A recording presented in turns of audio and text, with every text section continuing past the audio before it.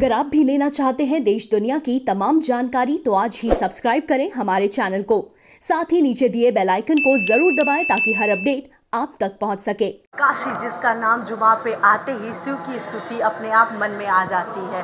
कहा जाता है कि काशी के कण-कण में शिव विराजमान है, तभी शायद काशी की शिवरात्रि बाकी जगहों से अलग और हर्षोल्लास के साथ मनाई जाती है। आज ही के दिन भगवान शिव मां पार्वती को ब्याह के लाए थे और आज ही के दिन काशी में बड़े दूर दूर से लोग आते हैं भगवान विश्वनाथ पर जल चढ़ाने। शिवरात्रि के पर्व की धूम हर तरफ है, लेकिन कहा जाता है कि काशी में शिव स्वयं विराजते हैं और यहाँ पर दर्शन मात्र से ही सारे जन्मों के पाप मिट जाते हैं। काशी भोले शंकर के त्रिशूल पर बसा हुआ है। यहाँ बाबा का त्यौहार यानी शिवरात्रि महापर्व काफ़ी धूमधाम से मनाई जाती है। काशी में हर शिवरात्रि पर बाबा की बारात निकाली जाती है। महाशिवरात्रि पर दुनिया भर से श्रद्धालु द्वादश ज्योतिर्लिंगों में प्रमुख बाबा विश्वनाथ के दर्शन पूजन के लिए आते हैं। आज के दिन श्रद्धा भाव से शिव को चढ़ाया गया जल कई जन्मों के कष्ट को मिटाने वाला होता है और यदि ये जल माँ गंगा का हो तो इस जलाभिषेक का महत्व कई गुना बढ़ जाता है। मान्यता है कि लंबे समय की तपस्या के बाद माँ पार्वती शिव जी को पाई हैं। भोलेनाथ से पीड़ कर्म का उन्होंने संकल्प लिया था। उस समय माँ जगदम्बा से शिव जी प्रसन्न होकर हिमालय की ओर बारात लेकर चल पड़े। यह शिवरात्रि का ही शुभ मुहूर्त था जब भगवान शंकर अपनी बारात माँ पार्वती के आंगन में लेकर पहुँचे थे। महाशिवरात्रि पर 7 वार और 9 त्यौहार के शहर बनारस में शिवरात्रि जगह जगह शिवालय से शिव बारात निकालने की परंपरा है। बाबा के बारात में भूत, प्रेत, दानव, असुर, अड़भंगी, साधु, सन्यासी और देवी देवता सभी बाराती बनते हैं। काशी में शिव बारात निकालने की परंपरा है। तिलभांडेश्वर मंदिर सबसे पहले बारात यहीं से निकलती है। यह बारात शहर के विभिन्न इलाकों से हुए वापस तिलभांडेश्वर मंदिर पर आकर खत्म होती है। काशी के ज्योतिषाचार्यों का मानना है कि शिवरात्रि से बढ़कर कोई दूसरा व्रत नहीं। आज के दिन भगवान शिव के शिवलिंग की पूजा की जाती है जो संपूर्ण संसार का प्रतीक माना जाता है। ज्योतिषाचार्यों के अनुसार प्रत्येक वर्ष 3 प्रकार की रात्रियों की विशेषता है। पहली है काल रात्रि, जिसमें दीपावली के समय पूजा का विधान है। दूसरा है मोहरात्रि, जिसमें जन्माष्टमी का पर्व मनाया जाता है। अंत में शिवरात्रि मनाई जाती है, जिसका इंतजार सभी करते हैं। इस बार शिवरात्रि शिव सिद्ध योग में पड़ रहा है। ये योग सुबह 8:23 तक रहेगा। उसके बाद सिद्ध नामक योग रहेगा। इस सिद्ध योग में किए गए सभी कार्यों की सिद्धि होती है। ग्रहों के अद्भुत संयोग के कारण ये योग बन रहा है। ज्योतिषाचार्यों के अनुसार शिवरात्रि के अवसर पर भगवान को प्रसन्न करने के लिए पंचामृत से स्नान कराने के साथ फूल, फल और बेल पत्रों से श्रृंगार करना चाहिए। इसके साथ ही भगवान शिव के ओम नमः शिवाय का जाप करें। देखिए, शिवरात्रि समम नास्ति व्रतानाम उत्तमम व्रतम। इस अखिल ब्रह्मांड में शिवरात्रि से बढ़कर उत्तम व्रत कोई नहीं है। अगर हम बात करते हैं शिव कौन है, तो शिव वो है जिसमें उत्पत्ति, स्थिति और संहार तीनों समाहित है। वही शिव है और वही शिवलिंग है। सब देवताओं, जितने भी अन्य देवता हैं, उनका तो विग्रह होता है, लेकिन भगवान शिव ही एक ऐसे देवता है, महादेव हैं, जिनका लिंग की पूजा होती है, यानी प्रतीक की पूजा होती है। वह वस्तु अखिल ब्रह्मांड का प्रतीक है। जो शिवलिंग है वो अखिल ब्रह्मांड का प्रतीक है। अखिल ब्रह्मांड का यजन हम पूजन करते हैं और शिव का तात्पर्य होता है जिसके अंदर लोक कल्याण की भावना निहित हो। और अगर हम बात करते हैं शिवरात्रि के बारे में, तो रात्रियाँ हमारे यहाँ 3 बताई गई: काल रात्रि, मोहरात्रि और महारात्रि। काल रात्रि दीपावली की रात्रि को धर्मशास्त्रों में बताया गया है, महाकाली की निशा है। और मोहरात्रि जन्माष्टमी की रात्रि को, जिस दिन भगवान मदन मोहन माखन चोर उत्पन्न हुए, वह मोहरात्रि है। और महारात्रि जो है वह शिवरात्रि। और यही रात्रि, इसी महारात्रि के लिए देवता, दानव, धनुज सभी लोग जो है लालायित रहते हैं इस रात्रि की प्राप्ति कहते हो।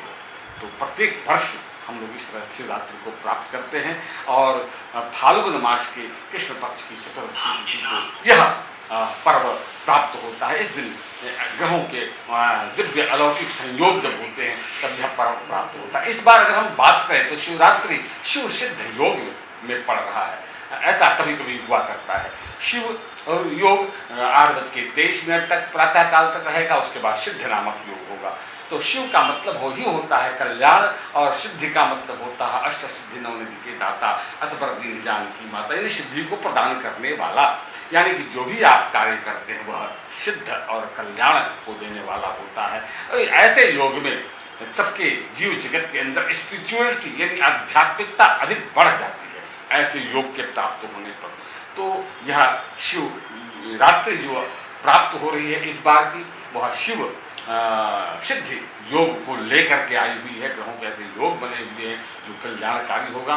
इस दिन अखिल ब्रह्मांड नायक अपने अपने घरों में भी पूजन कर सकते हैं अथवा मंदिरों में शिवालयों में जाकर के जन पूजन करना चाहिए। भगवान शिव की ही एक ऐसी पूजा जो बहुत सरल बताई गई है। जल धारा प्रियो शिव, भगवान शंकर को जल की धारा बहुत प्रिय है। किसी भी शिवलिंग में अगर आपको शिवलिंग नहीं मिलता है तो घर में आप मिट्टी का भी शिवलिंग बना सकते हैं और दूसरे दिन पूजन करने के बाद उसका विसर्जन कर सकते हैं। बहुत सरल पूजा है। कुछ नहीं है तो जल तो है घर में, कुछ नहीं है तो भस्म है, जल चढ़ाएं और भस्म लगाएं और बिल्व पत्र रखें, बिल्व के पत्र के ऊपर थोड़ा चावल रख दें।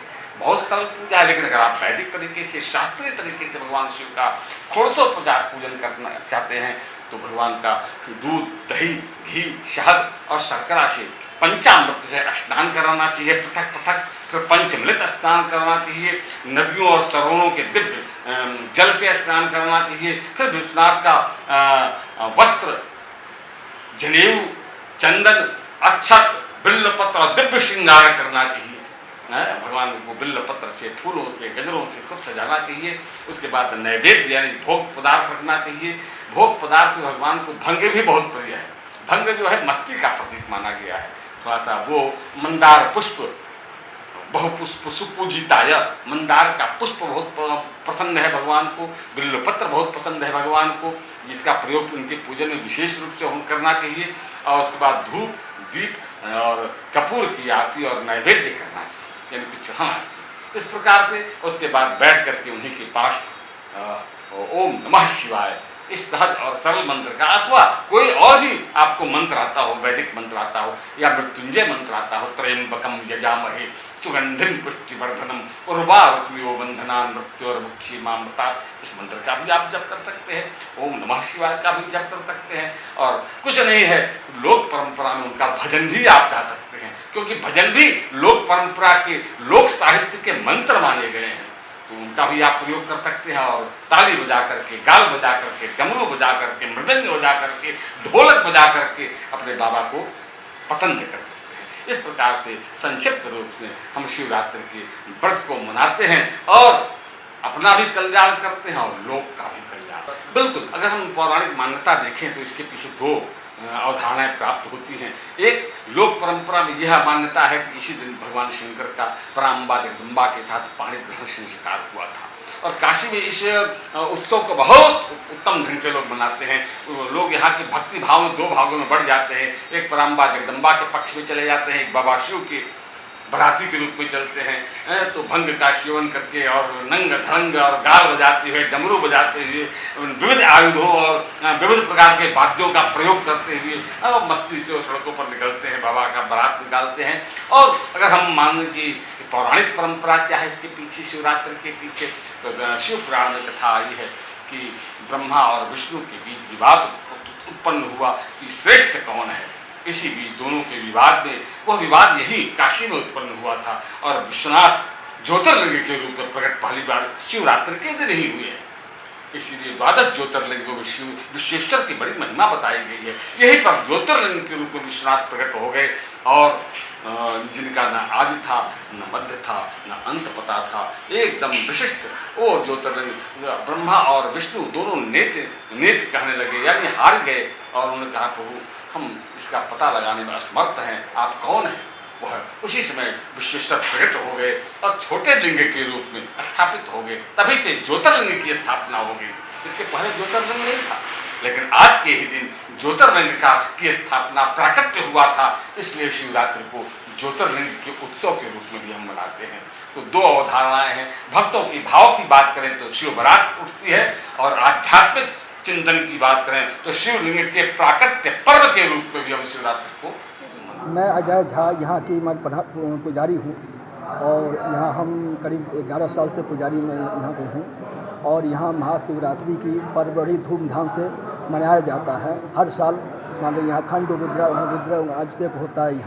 यहाँ बहुत तरह की माने बारात निकलती है भगवान शंकर के विवाह के उत्सव में, और बहुत तरह का श्रृंगार होता है। बहुत भव्य मतलब होता है ये देखने में। और यहाँ की परंपरा की तो भाई व्याख्या नहीं कर सकते हैं, मतलब शंकर भगवान की व्याख्या नहीं कर सकते हैं, लेकिन जितना भी होता है यहाँ मतलब पूरे विश्व में ऐसा कहीं नहीं होता है। और यहाँ की मतलब यह तो यहाँ भगवान शंकर की एक श्लोक गंगा तरंग रमणीय जटा कलापम गौरी निरंतर विभूषित वाम भागम नारायण प्रियमदंग मदापहारम वाराणसी पुरपतिं भज विश्वनाथम सानंद मानंद बने वसंतम आनंद कंदम रत पाप बिंदम वाराणसी नाथम नाथ नाथम श्री विश्वनाथम शरणं प्रपद्ये।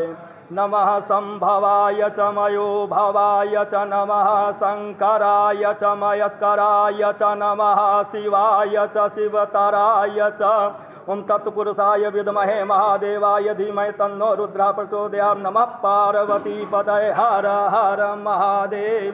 जी मैं संदीप शर्मा। हर वर्ष की बात ही हम लोग को हर वर्ष इंतज़ार रहता है महाशिवरात्रि पर्व का। ये बाबा भोले की नगरी है, काशी है, और हर वर्ष इस बार इंतज़ार रहता है। जैसे कि यहाँ आप देख रहे हैं, हर वर्ष की बात इस वर्ष भी यहाँ पे एक मेला लगा हुआ है। आप गलियों में जाएंगे, गलियों में लोग खड़े होकर के इंतज़ार करते हैं, बहुत भीड़ लगी हुई है। भोले का आप देखते हैं, भोलेनाथ के रूप में डमरू लिए हुए तमाम तरह की उपलब्धियाँ हैं हमारे काशी विश्वनाथ की। ये काशी गरिमा जो है सदैव बनी रहती है। मैं विष्णु शर्मा। आज विश्व की सांस्कृतिक राजधानी काशी जो बना रहे रस, और जिसको कहते हैं बनारस की धरती पर आज बाबा भोलेनाथ की नगरी में, बाबा विश्वनाथ जी के नगरी में ये आज जो अद्भुत महाशिवरात्रि के दिन बारात निकल रहा है। हम लोग बारात में चलने के लिए हम लोग सालों साल इंतजार करते हैं, और आज बाबा विश्वनाथ का, बाबा भोलेनाथ का असीम अनुकंपा से मेरे जैसे एक छोटे से कार्यकर्ता को बारात में शामिल होने का अवसर मिला।